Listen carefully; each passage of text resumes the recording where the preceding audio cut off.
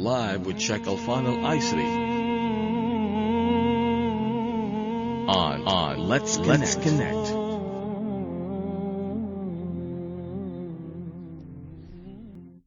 Assalamu alaikum. Welcome to your Ramadan radio program, Let's Connect. This is your host, Reem Awdi'a, with the Honorable Sheikh Alfan Al-Aisri and the sound engineer, Zahra Al-Kindi.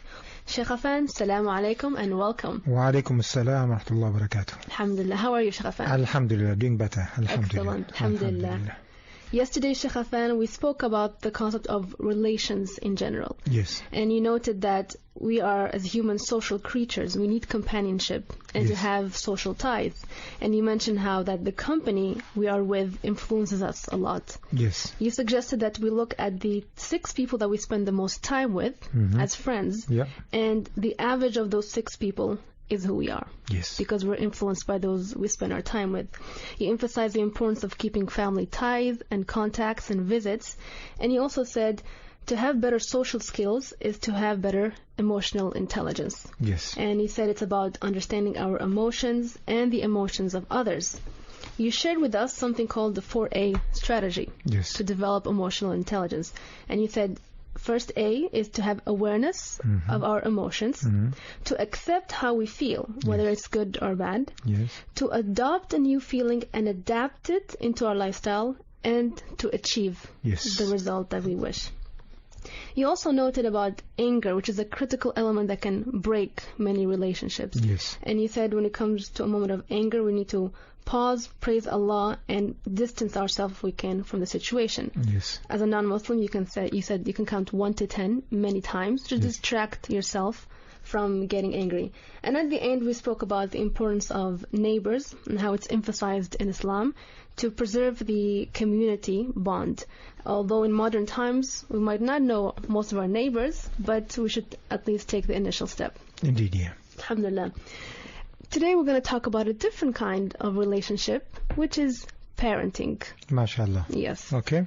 And to start off, Sheikh Alfan, what is the concept of a parent to a child relationship? Naam. Bismillah ar-Rahman ar-Rahim. Alhamdulillah wa salatu wa salam ala Rasulillah wa ala alihi wa sahbihi. The relationship of a parenting, father or mother to children, is a responsibility to ensure that mankind or the race of mankind continues. So it is reproduction system that we have, and to ensure that the babies, when they come to this world, they have someone to look after. Okay. And human beings are the only creature that requires a lot of attention, and in other words, they're too dependent for a long time. And they mature pretty late. Other animals, within hours, they can become independent. They can look after themselves. Some animals, and they can be a day. Some of them could be maybe a month or so. But human beings are the ones that take a long time before they can be able to be responsible to look after themselves and be independent. Okay. And because of that, then they need a lot of attention, they need a lot of care, they need a lot of nurturing to ensure that they can be good people, good citizens on this earth. So that responsibility of parents, Almighty Allah, through His infinite wisdom, has embedded within the design for parents to love their children. Because it's part and parcel of them, specifically the love of a mother to a child.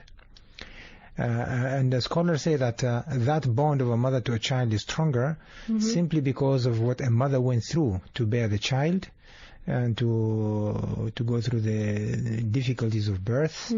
At the same time, the 2 years of breastfeeding. And that brings a lot of bond between the two together. And because of that bond, the mother's bond is usually stronger than the bond of a father to a child. Specifically in the early ages. So a mother has been designed to have what we were talking about yesterday, the emotional intelligence, to have the patience, and to have the affection and the caring attitude to look after the baby more than a father. Although there are exceptions to the rules, where you have fathers who do a better job than a mother, and sometimes a mother does a worse job than a father. But those are the exceptions. Most of the time, a mother does a better job during that period of nurturing the early hours. And because of that bond, then parents tend to sacrifice a lot of their time, sacrifice a lot of their energy, a lot of their quality life, the sacrifice of their money, and they do a lot towards the child to make sure that the child lives a comfortable life in the early years when they need a lot of attention. We see even some people who quit their jobs to be only to be with the children. And so there is that embedded affection and love and support and caring attitude that the people have that is embedded, and people cannot get rid of it. And they enjoy, in actual fact, raising children in the early, despite of all the burden that come with raising a child. Right. Now, Sheikh Affan, what does it mean to be a good parent? To be a good parent, number one, is to appreciate that anything parents do or say will impact a child, and including emotions. So the first thing that parents need to realize, number one, is even selecting the couple. We talked about already that, because then one of the two is going to be a parent. So one has to select a good spouse. Keeping that in mind. Keeping that in mind. Yes, because that is going to impact a child. So if the couple lives with values and principles, then the child is going to be brought up with values and principles. If one of them, for example, has got bad manners, or is a drug addict, or is into the wrongdoing, one or the other is going to influence the child in terms of having that loving and peace and caring environment. Beyond that, what we say that during the pregnancy period, it's quite important for a mother to be in a good state of mind and good state of emotions, because that impacts a child, because the body is none other than a chemical reaction. The body is releasing chemicals all the time. And since the baby is taking the nutrition from a mother, the baby also sucks those chemicals as part of, absorbs those chemicals. So it impacts before being born. Indeed. Including not only the emotions but also the words. A study was made, for example, and the Quran Almighty Allah says that the first faculty that people develop is the faculty of hearing. Then it's the faculty of seeing, and then it's the faculty of intellect. أخرجكم من بطون أمهاتكم لا تعلمون شيئا. Our Almighty Allah is the one who brought you forth from the wombs of your mother knowing nothing. وجعلكم السمع والأبصار والأفئدة. And He gave you the faculty of hearing, seeing, and the faculty of reasoning in that order. So a study was made, actually more than one study. One study was made in Japan, where mothers who bore a child, they took a group of mothers. And then each mother was told during pregnancy to listen to a particular instrument every day. So one would listen to a piano, another one to the guitar, another one to the bass, another one to the flute, another one to the different ones. And then they would continue to listen to that instrument every day. After bearing a child, they would continue to listen to that. When the baby began to see, they would give a small miniature of that instrument, so to play with. Now when they began to crawl and they began to move the fingers, they would give them a small toy of that instrument. By the age of 6, those children were masters in playing that instrument. Because they were exposed to that for a long time. The training started before before they even came to this life. Another story that we go to here is that a mother listened to Surah Yusuf, the chapter of Joseph in the Quran, chapter of Yusuf, every day, and she would recite it. When the baby was born, every time a baby would cry, if the mother was to play that chapter, or she was to recite it, the baby would go quiet. And not only that, by the age of 2 and 3, the baby was able to recite that chapter easily. So it indicates that whatever we do during pregnancy, whatever mothers do during pregnancy, impacts the baby. So they need to be careful. That's why in Islam we say that before even you have the mating period, the sexual intercourse, the first thing is that to ensure both parties are in good mood. And number two, they mention the name of Allah before they start, Bismillah. So they do that, and then they seek refuge from Allah to protect them from all evil and all devil's work, whatever, to ensure that the baby then will be pure and be good and be clean, etc. So it's something that the father and mother to be aware of. It has to be, indeed. So that's the first thing they have to be aware of. Yes. That it happens before the baby arrives. So make sure, if you plan to have a child, that you also plan on how you're going to control your mood, what type of a child do you want to be. Begin to expose that child to information. Another one, the many experiments are done. Another one is that parents chose at the time of pregnancy that the father would read loud before bedtime, would read loud stories. Meaning? Would read loud. The father or husband and wife would be in bed. Okay. And the husband would read stories loud. Okay. And the baby would hear, and the baby still in the wombs of the mother. Okay. When the baby was born, that baby wanted to hear stories. Wow. Yeah? So what do you want for your child? If you want them to be clever in mathematics, expose them to different let them listen to the Quran, let them listen to numbers, to some formulas, and whatever you want them to be. Whatever you do, you can influence them. And the opposite is also true. If you continue to argue, use bad language, the baby is going to want to hear that, and the baby will be like that. The emotions. If you are happy, the baby is going to be happy. If you are sad, the baby is going to be sad. If you always moan and groan and complain and etc., the baby is going to be like that. Yeah. So that is number one that parents have to understand. So it's like the mindset, the environment is already impacting. Now the baby has arrived. When the baby arrives for the first 2 years, the baby needs unconditional affection. What does that mean? The baby needs to be hugged, need to have that warmth of the body. That's why the baby feels comfortable and secure in the hands of a mother as she is breastfeeding the child. Why is that? You see, when the baby was in the womb, that environment was isolated, it was quiet, and it was protected from shocks, from all the shocks of life, with all the liquids that are there. Now, when the baby came to this world, suddenly there is nothing protecting that child. So the baby feels that it is on air. Yeah. So outside the comfort. Outside the comfort. Yes. In actual fact, what we're told by doctors, a baby is born fearless except of two: the fear noise and the fear falling. And the reason behind it is that those are the first two experiences, negative experiences they experience when they come to this world. One, they were in a soundproof environment. When they come out, the first thing they hear the noise, and that noise is too loud for them. Yeah, and that's why they cry. Second thing is that they were protected, and suddenly there is no that protection. Now they feel that they're exposed, they feel they're insecure, and they cry.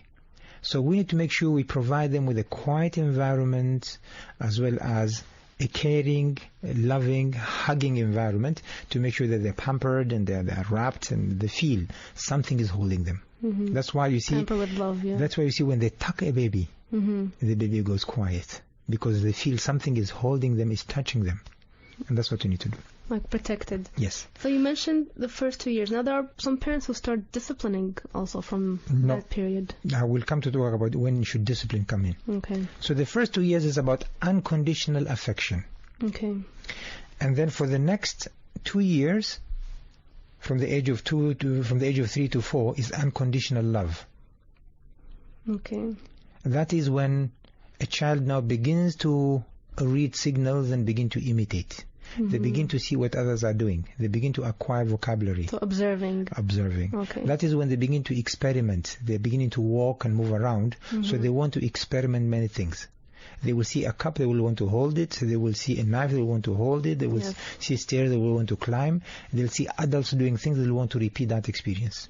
Especially their parents. Especially parents. That is the time when parents need to have a lot of energy.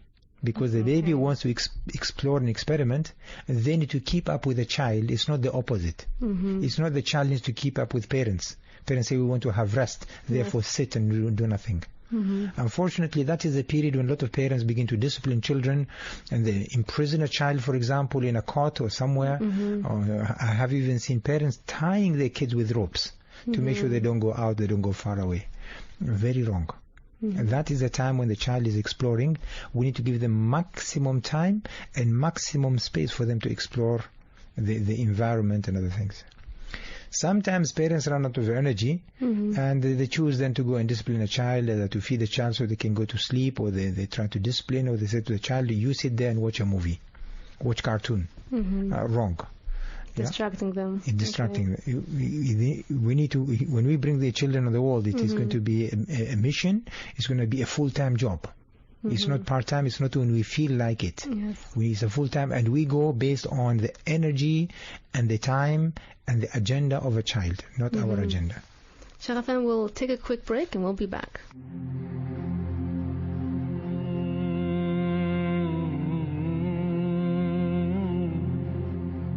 With Sheikh Alfano Isri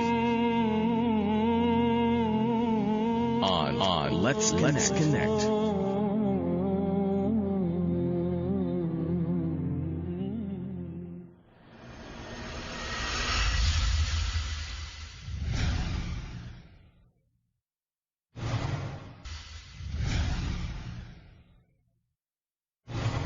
On the authority of Aisha, may Allah be pleased with her, who said, the Messenger of Allah, peace and blessings of Allah be upon him, said, Allah likes kindness in all things.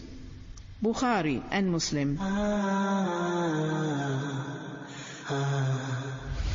love you, Allah.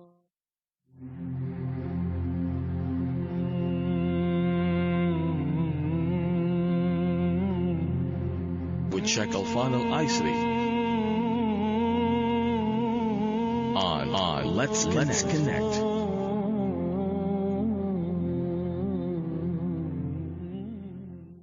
Welcome back to your Ramadan radio program, Let's Connect.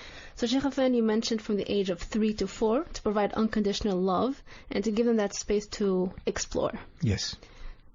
There's a point as well where parents want to protect them from danger in that age. So they end up disciplining, but you said that shouldn't happen. When you come to disciplining children, or when they're in danger, when they do something wrong, we ought not to scare them. 3 things we shouldn't do to a child. Number 1 is scare them. Okay. That is shouting at them. Reacting. Okay. with a loud voice. Okay. Shouting at them will give them a shock. Number 2, we should not abruptly stop them from what they're doing. Okay. And number 3, we should not use physical force, like spanking or hitting them or whacking them or whatever. Okay. 3 things. Okay. So let us assume a child is holding a knife. And I see that. The first thing I go to that, I call the baby's name to distract the baby. And then I go and I hold the hand of a baby and a knife together with a bit of warmth. Okay. Whilst I do that, I have eye-to-eye contact with the child and keep on talking to the child to distract the child, and slowly I begin to remove the knife. Gentle. That is how we should go about in stopping children. Okay. Yeah. Sometimes, for example, if every time I'm holding a cup of tea and the child between the age of 2 to 4, they want to grab the cup of tea, and every time they don't learn, maybe I need to allow them to go and experience what is hot. So I bring the cup and I gently let them touch the outside of the cup, not touch the liquid that is inside. Okay. Let them know what is hot. Once they react to what is hot, then I label that feeling for them to not say hot, hot. Some people say yah, yes, wah, whatever sound. Yeah. But whatever sound we do, then we make what is known as an anchor. Whenever they hear that word, they remember the associated feeling that goes with it. Okay. And that way they learn. So next time they want to touch, all I have to say hot. Then they will realize, this is hot, don't touch it. And that is how they learn. Okay. And that is how we stop them from doing something wrong. Very simple. 3 things you avoid: loud noise, abrupt interruption, as well as using physical force in terms of spanking or hitting, whatever. Okay. Then the baby will be okay. It's guiding them to another. Indeed, yeah. Okay. Slowly allow them to learn in a safe environment. Okay. Because if you shout at them, you give them a shock, they're going to have fear in future. If you abruptly interrupt them, again, you're going to give them a shock, and in future they're going to have, they're going to be indecisive. They're going to have fear as well of trying things. And then also, if you use physical force, they're going to be afraid of you. Okay. And next time they will not even try to do anything. And that's why we see a lot of people today, they lack confidence. They are indecisive. They lack proactiveness. They don't make. They are afraid even to make decisions. The reason behind it is that through repeated experience, negative experience of loud noise, abrupt interruption, as well as using physical force, they lost confidence, and they wait for somebody to make decisions for them. They wait to be told that this is good and this is bad. They can no longer analyze. And if they want to analyze, they become unsure of themselves, simply because of that bad experience they went through in their childhood. And it gets registered within them. Yes, and we are told that a child by the age of 4 acquires 50% of an adult's intelligence. 50%. 50%. Yeah. And by the age of 8, they have already acquired 80% of adult's intelligence. Very sensitive earlier. That is because you have a computer that has been formatted. So whatever software you put in, that is the software that's going to drive that person. So crucial period are the first 7 to 8 years. Okay. Now, when you mentioned unconditional love as well, 3 to 4, is it possible to over pamper? There is no such thing as over pampering for a child. The more you can give a child, the better. But one thing you need to realize, a lot of parents will come and say, look, but my child sometimes becomes arrogant, or they become rebellious, or sometimes they become just nasty and they don't want to listen. And they insist on wanting something. How do I discipline them? I said, this is something else. Okay. This is about seeking attention. There are 2 ways to seek attention of a parent. And children are very clever. They learn very fast. Remember, by the age of 4, they acquire 50% of the adult's intelligence. So they learn how to attract attention. When do you pay attention to a child? When they do something right or when they do something wrong? Whichever signal that works with you, they will repeat it. Okay. So when a child, for example, cries, and you immediately respond to that child, they will learn. Every time I cry, I get someone's attention. And every time I'm quiet, nobody notices that I'm around. So they use that. Okay. Another one they will learn is how to be naughty. Not because they know what is naughty and what is not naughty. They know that every time I go and touch that vase, or that plant, or I go and I pull a piece of cloth, or I stand on a chair, immediately they come running to me. They come to him. Yes. Some children, they even learn better. They say, every time I make myself dirty, my mother holds me, cleanses me, washes me, changes my clothes, and make me look smell, and then she hugs me. So every time I'm going to make myself dirty for me to get that attention. If I'm playing quietly, and nobody pays attention. So they learn that way. So the whole idea behind a clever parent is to pay attention to a child when a child does something right. When they do something wrong, is to pay little attention in the early days. Okay. So the child knows the only way to get attention from my parents is to do something right. In actual fact, this is how the people who are in zoos and what you call this, the place where they have the fish. This is how they train the fish. For example, when a fish comes in, aquarium, the word was aquarium. You have an aquarium. They bring a big fish, a dolphin, or they bring a whale or a seal or something. How do they get that animal to interact with them, to do what they want? Every time a seal or a dolphin or a whale does something right, they feed the fish with a small fish, with small bait. Every time it does something wrong, they ignore as if they haven't seen anything. So then it learns that if I want to be fed, I have to do something to seek the attention with something they like. Okay. Yeah, and this is exactly with children. So if you see a child playing, give them attention. Wow, fantastic, what are you doing, etc. Play with them, talk to them, engage them in a dialogue. If they do something wrong, don't make a big hoo-ha out of it. Don't make big noise out of it. Don't make a drama out of it. Okay. Make it as if it's a small thing. Then small things they will ignore. Big things they will always love. You shift the focus. Yes. Okay. So you don't need to discipline them. You don't need to over-pamper them. The main thing is that catch them doing something right. Yes. And it's not about catching them doing something wrong. Yes. Excellent. And the years after that, after the age of 4? No. Between the age of 4 and the age of 7, this is the time when they're looking for role models. Okay.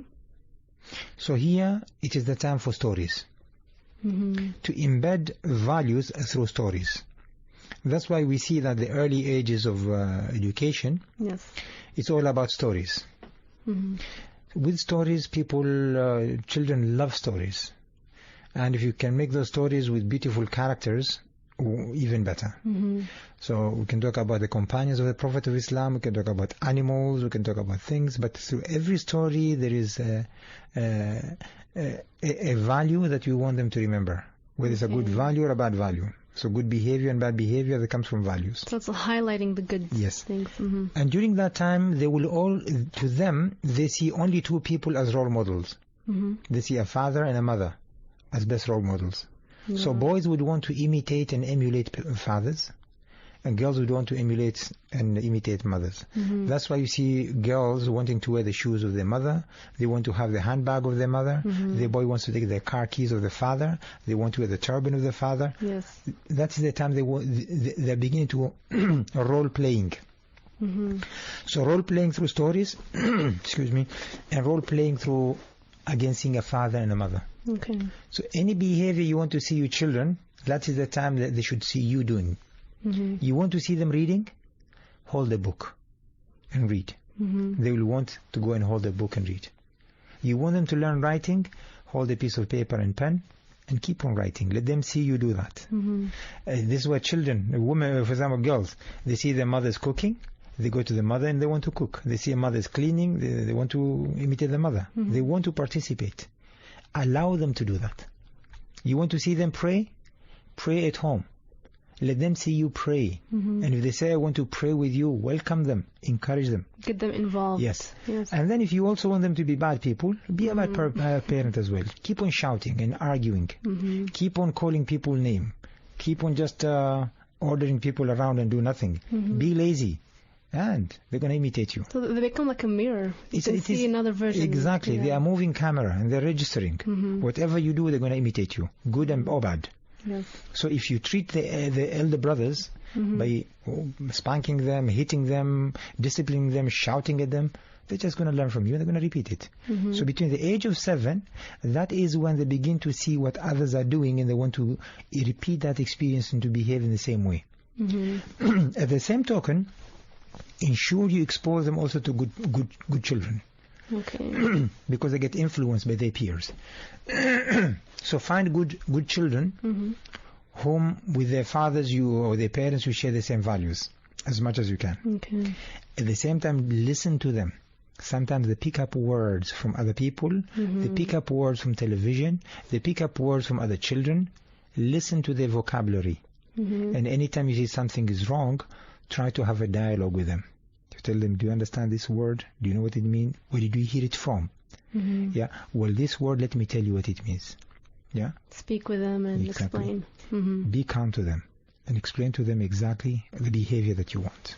So I get this stage is when their understanding starts to shape. That is when their personalities begin to take place. Okay. Yes. We'll take a quick break and we'll be back.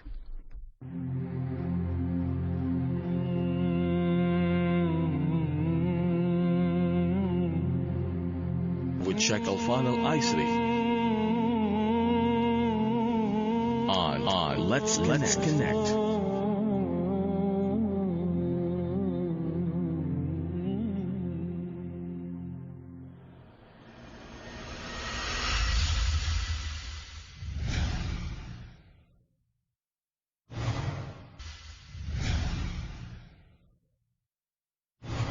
The Holy Prophet, peace and blessings of Allah be upon him, a string of his hadiths. On the authority of Abu Dharr, may Allah be pleased with him, who said, the Holy Prophet, peace and blessings of Allah be upon him, told me, do not consider even the smallest good deed as insignificant. Even meeting your brother with a cheerful face is a good deed.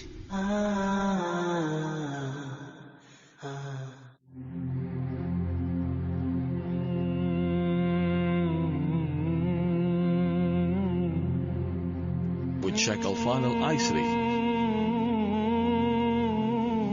on Let's Connect.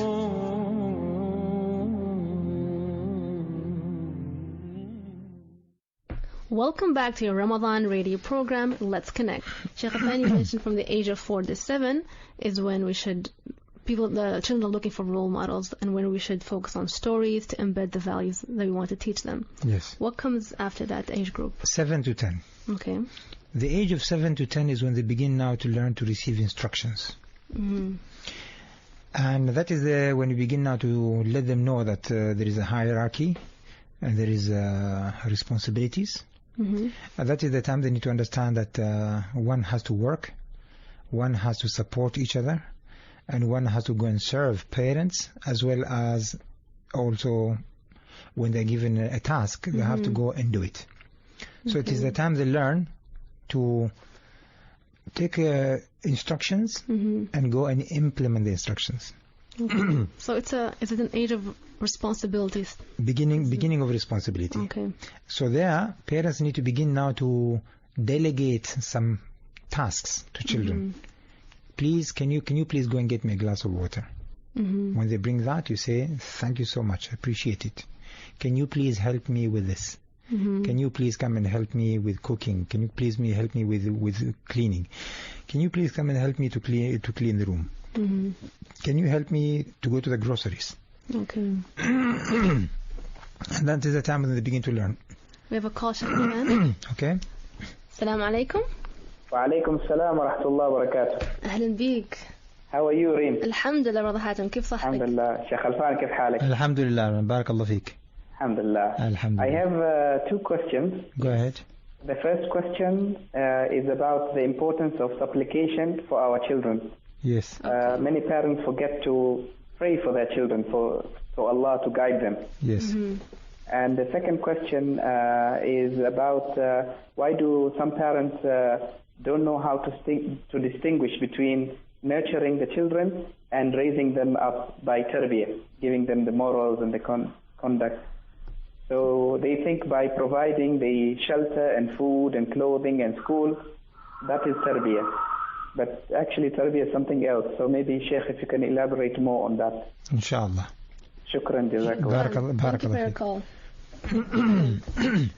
So we can get to those questions now, Sheikh. Yeah. Yes.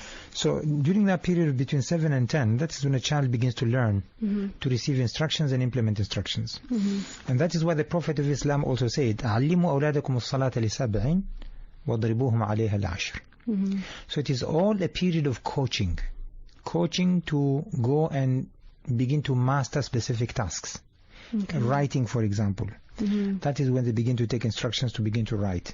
That is when they begin to go to school and they learn how to answer questions and to do homework and to participate with other children, to be in a group of people, to work as a teamwork and support each other. And so that is when that is a coaching period now, preparing them for responsibilities. Excellent. Now, Sheikh Afan, to pick up on Hatim's question. Yeah. So the first one was the importance of supplication. Supplication before as a child arrives. We've already mentioned that in our previous episodes. Okay. A Muslim has to supplicate every day. And in that supplication in Islam, we are never asking only for ourselves. We are never selfish. We always have to include others in our prayer, in our supplication.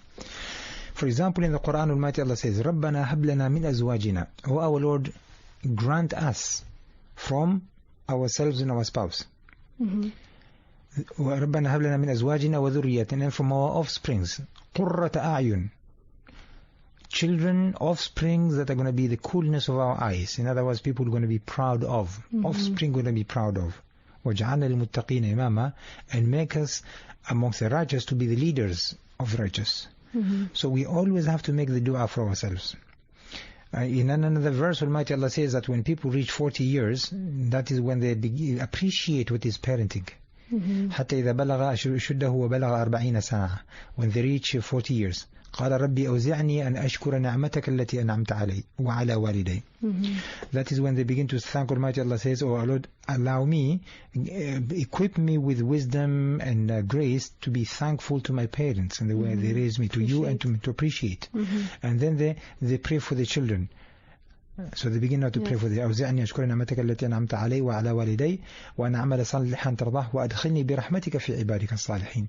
And let me enter amongst those whom you have blessed. So they begin to pray also for the children. So praying for children, it's something, if you have children, every day. Every day is a challenge. Every day is a possibility that your child may be misguided by somebody or be hurt by somebody. So you have to be protecting them every day through your supplication, as well as protecting yourself through supplication. Part of daily dua. It is also good at that age, even before the age, to let the children, for example, we talked about children listening from the time they're in the wombs of the mother. For example, the final 2 chapters in the Quran, or the final 3 chapters. For those chapters, they are all seeking refuge with Allah for protection from the harm from outside and harm from inside, from outer and from the inner.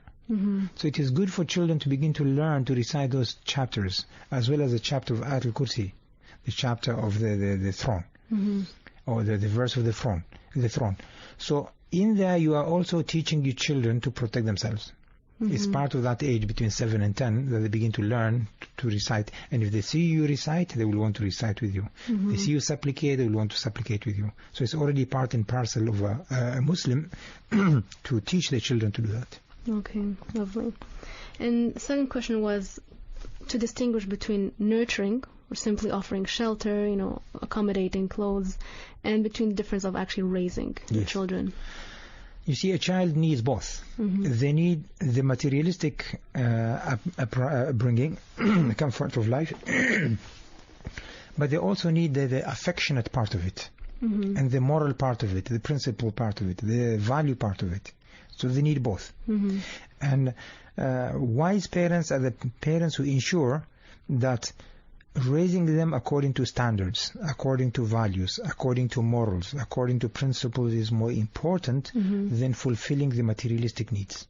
Specifically in materialistic needs, if it comes to leisure, pleasure, play, and other.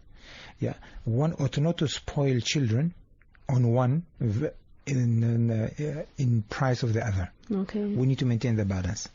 And there is no harm to expose the child to both. It's even good. But ensuring that everything they do in life is based on principles, values, morals, and standards. Because that is what matters.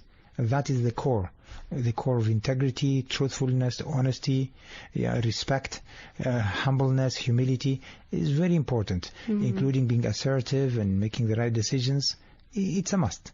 That comes through quality time. Quality time. And this is where the issue a lot of parents have, is that they don't seem to have enough time for the children. I talk about quality time. They're willing to spend all their money on the child, and they think if I do that, if I provide them with shelter, with good clothing and food and everything, they are okay. No, that's not okay. That is only one part. The bigger part to make a person is the values, morals, principles, and standards. It's not the materialistic provision. To be conscious of that. Yes. And connected to the question about supplication, where you mentioned, teach them as well the final 3 chapters to memorize. So when can you introduce the Quran for children to connect with? The Prophet of Islam said, peace be upon him, علموا أولادكم القرآن فإن أول العلم ينبغي أن يتعلموا من القرآن هو. Teach your children Quran. For the first knowledge they need to learn is Quran. What does that mean?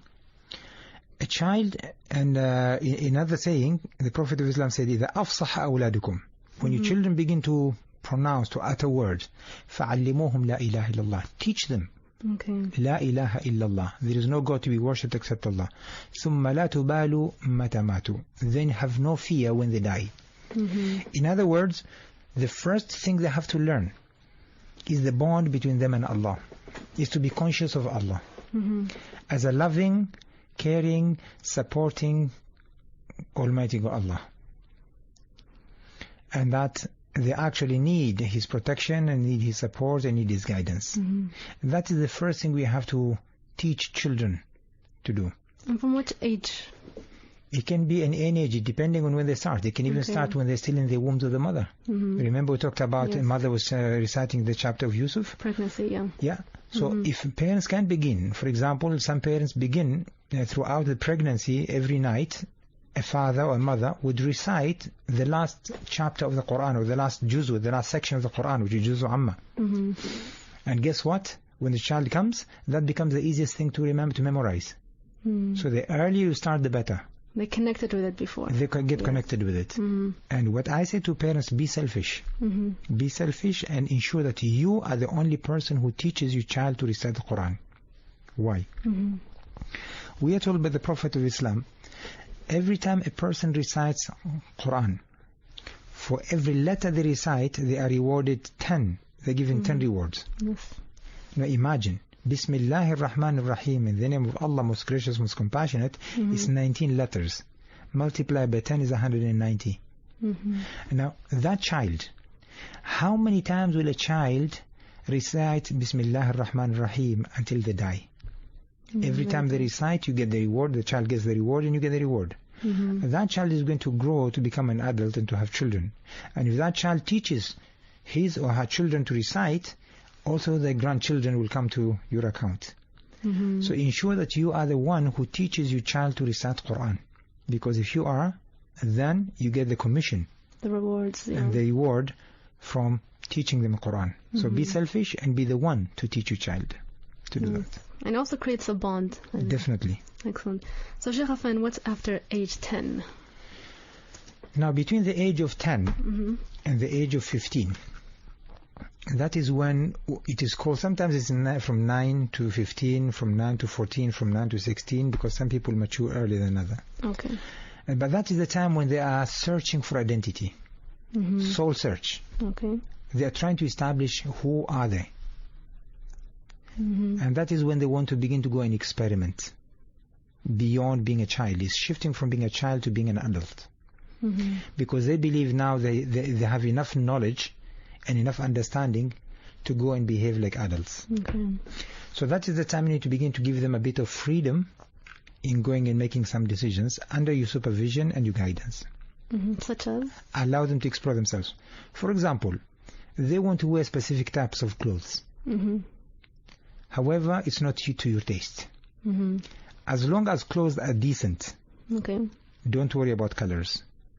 Or if they're decent enough, those clothes, let them have it. They may want to go and buy specific types of shoes, sneakers or whatever shoes they want to wear. Just because you don't like them does not mean that you should go and deny them. They may want to go and buy a specific type of watch. They may choose to have their time divided differently. They come back from school, they don't want to do homework immediately, they just want to play around and rest, and maybe in the afternoon or evening to do homework. So they want to start managing their own schedule. Managing their own schedule, manage their own time. They may begin to choose friends. And they may want to go and hang around different places. As long as it is something that is based on values and principles, allow them to do that. Allow them to do that. Sometimes they may even want to have a conversation. And they may begin to question things. Allow them to do that. Do not go and deny them. They may want their room to be painted differently. Yes. They say, I don't like my room to be white, I want my room to be blue and green. What does it matter if their room is blue and green? It doesn't mean anything. Fine, let them have it. If they want to hang specific posters in their bedroom, as long as those posters are decent and they're not harmful, fine, hang whatever you want in your bedroom. It's your private space. Do what you like. And one thing, after I've learned all these things, I told my children, I will never ever come to your bedroom without your permission. I will not even come and check your telephone, who you call and who you don't call and who you interact with, who you don't. I put full trust in you. I believe you're going to make the right decisions. However, if I come to find out one way or the other, not through spying, not through inspection, if I come to find out that you have broken the trust, then we're going to be, the friendship is going to end. And I'll be dealing with you in a different way altogether. So do not ever betray my trust. Sheikh Affan, on that note, we'll take a break right now and we'll be back. Inshallah.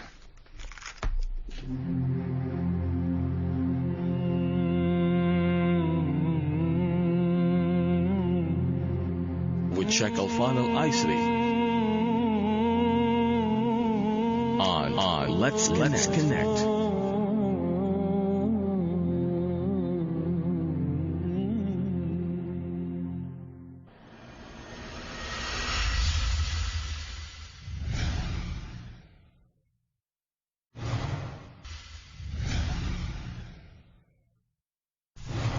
On the authority of Jabir, may Allah be pleased with him, who said, the Messenger of Allah, peace and blessings of Allah be upon him, said, every good deed is a charity. Bukhari and Muslim.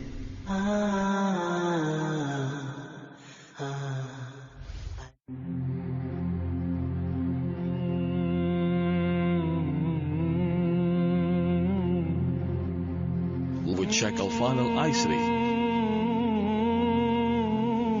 on Let's Connect.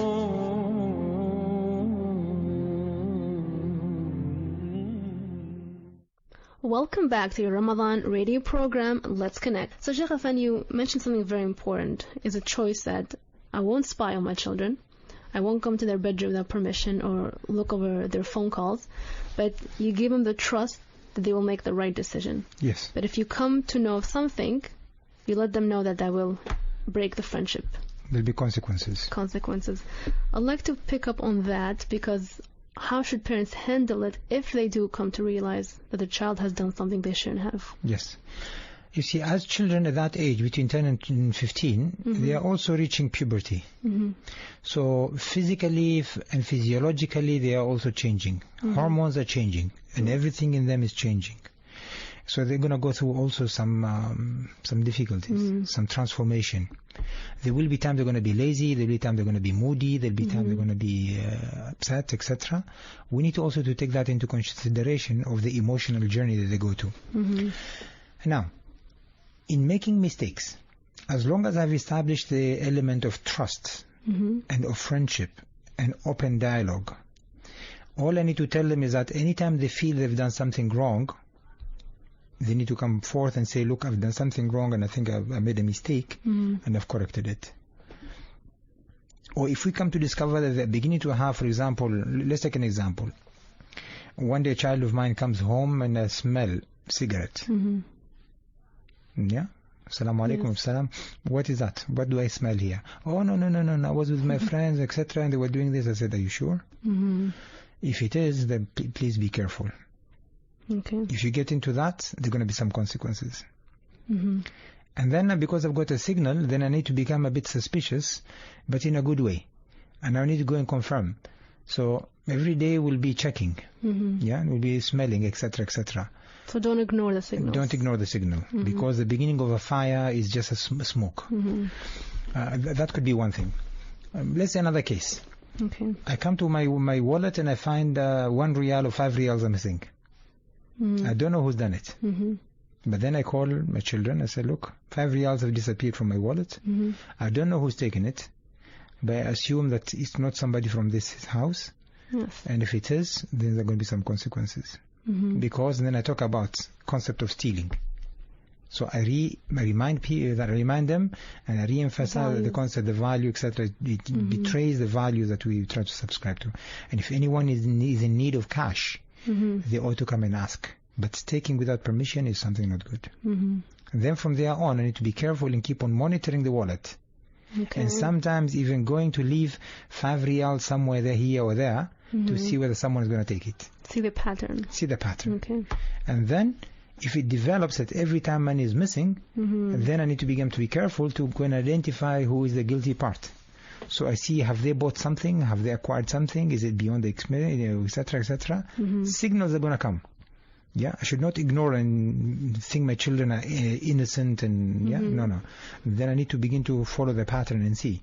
Yeah, nor jump to conclusions. Don't jump to conclusion. Yes. Okay. Always take it step by step. And that way, then, for example, another time a child comes home and I can see that he's bruised. There's a bit of a bruise on the face or the hand or they're limping. What's wrong? No, we're just playing. Okay. Next time comes that the cloth is dirty. Oh, we're playing. I need to follow that and say, is it truly playing or were they fighting? So one should not ignore these signals. Okay. Another signal could be, for example, my daughter.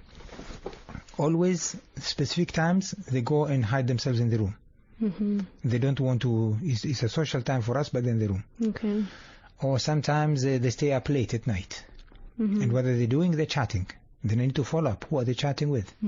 So it's not about being absolutely and give them a blind check and an open check that you're going to have trust in them. Always you have to be aware what possibly could go wrong. Pick it up early and fix it before it develops into something big. Before it's too late. And that is why we say under supervision. Allow them to experiment life, allow them to move with a bit of freedom. However, two things, one of them within the boundaries of the values of the family, but two under supervision. Keep an eye on what is going on. Okay. Keep on asking them, who have you been with today and what was the discussion, where did you go, etc. What did you enjoy best? You ask as if you just want information, not that you're interrogating. Yes. Yeah. Excellent. And now when you mentioned the word there'll be consequences, what does that mean? The consequences that we need to agree, again, beforehand. Okay. Just like in marriage, we talked about the need to establish a system. Yes. When things go wrong. With children, you need also to establish a system. Okay. If a child continues to be rebellious and refuses to follow the values of the family, what are the consequences? And they need to be established. Consequences could be, again, in stages. Number one could be denial. You're going to be grounded. Okay. Going to be grounded. You will not get your monthly allowance. When you go on holiday, you will not come with us. It is something that has to be agreed up front. So pre-agreed from both sides. Pre-agreed from both sides. Okay. All the way to the extent that you no longer deserve to be part of the family. As a worst consequence. The worst consequence is that, look, at the age of 15, you are mature enough, you can look after yourself. And if you think that the values that we have in the family are not suitable for you, then you have the freedom to become independent and go and find it somewhere else you like. Take your bag, take your passport, and be a free person. To a mother, that is something unthinkable. To a father, it's quite easy. But it's something that has to be tabled. And the reason it has to be tabled, as human beings, because we are social creatures, the biggest fear a child has, and that is something we should not use as an emotional blackmail. The biggest fear a child has at all times is the fear of rejection. Okay. Being rejected as a family member, is the worst pain you can do to a child. Psychological pain and emotional pain. You can spank them, you can hit them, etc., etc. They could bear it. But if you tell them, we no longer want you, we want to break all the communication, you are on yourself, suddenly they feel they are totally exposed, they feel they're vulnerable, and they feel they cannot survive without. Let us assume then it goes to that stage. And then that has to be taken in stages. Stage number one, you really kick them out of the house, but behind them you organize with an uncle, with an aunt, to welcome them to their home. So just so they feel. So that is just feel the separation. And when they are there, then you request the uncle or the aunt, or a friend for that matter, to begin to talk to the child, for them to begin to realize the mistake they're making. Let that happen for 3 days. During the 3 days, no communication, no contact. And then the child has to come and apologize. To say, I've made a mistake, I've learned from my mistake, I want to come back home. Then they realize there is some seriousness in life. It's part of taking responsibilities. So between the age of 10 and 15, that also need to be practiced. In other words, never ever, I don't like to use the word threaten, never ever put a condition, and then if they go and break the promise, you don't go and fulfill the condition. You lose trust and you lose respect. So it's faster to a child, if you make a mistake and you repeat the mistake, you're going to be grounded. They go and repeat the mistake and they don't get grounded, then they don't take me serious. So becoming more aware of the consequences of their actions. Yes, it becomes a game. They don't they realize, you know what, I can do what I like, there are no consequences. They're bluffing. Okay. You call my bluff. Yeah. So whatever you say you're going to do, make sure you do it. Yeah. Whether it is positive or negative. Yes. If you promise them that if you do something good, etc., you're going to reward them, make sure you reward them. At the same token, if you tell them that if they do something wrong, there are going to be consequences, make sure the consequences are there. Yes. Stick to your word, because your word, they will test you. They will test you on your word. And they will see whether you're bluffing or whether you're serious. And if they realize you're serious, then they'll take you serious. Yes. Like you mentioned, Sheikh Khalfan, don't forget to keep catching them doing something right. Yes, as well. Of course. Yes. Of course. And what comes after that age group?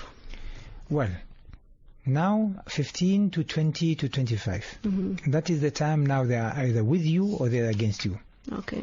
That is the time that they have made it to adulthood. And that is the time that now you shift almost all responsibilities to them. So between the age of, we'll call it from the age of maybe 18 to 25. That is when now they need to go and prove themselves. They need to go and prove they're worthy. Okay. And in proving they're worthy, that is when now you can say, now you go and prove to the world whether you're successful or not successful. That is when you begin to reap the reward of your upbringing. They take full responsibility. Yes. Okay. We have a call. Assalamu alaikum. Wa alaikum salam. How are you? Alhamdulillah, we're fine. Your good name? Mariam Khalfan. Mariam? Mariam Khalfan. Mariam Khalfan. Ahlan bik. Ahlan. How are you? We're fine, thank you. Go ahead with your question. Thank you very much for this inspiring and enlightening program by Sheikh Khalfan and yourself. Thank you. I have a question.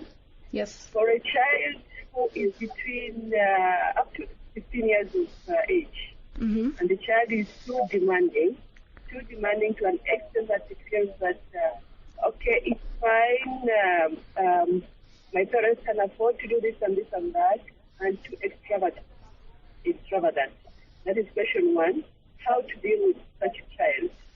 Too demanding. And for a child who is around 14, 15 years and has some psychological feelings that started affecting him or her internally to an extent that the child starts to lose consciousness and feels like fainting or suddenly falls off.